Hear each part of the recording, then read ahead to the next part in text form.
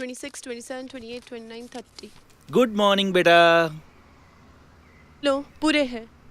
Mummy, हम ये पैसे बैंक में क्यों डिपॉजिट कर रहे हैं? ये जो लास्ट टाइम नानी जी के ऑपरेशन के लिए बैंक में से निकाले थे ना, वो वापस डिपॉजिट कर रहे हैं। बट निकाले थे तो वापस क्यों रख रहे हैं पापा? बताओ। ताकि आगे जाके जब भी हमें जरूरत पड़े तो काम आए। लेकिन हमने ब्लड भी तो निकाला था बैंक से। हाँ बेटा, हम ब्लड भी ब्लड बैंक में डिपॉजिट करेंगे ताकि जिसको भी कभी जरूरत हो उसके काम आए।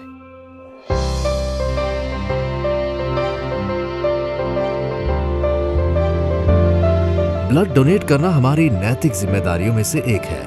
इंडिया में हर साल 1 करोड़ 20 लाख यूनिट से भी ज्यादा ब्लड की जरूरत होती है।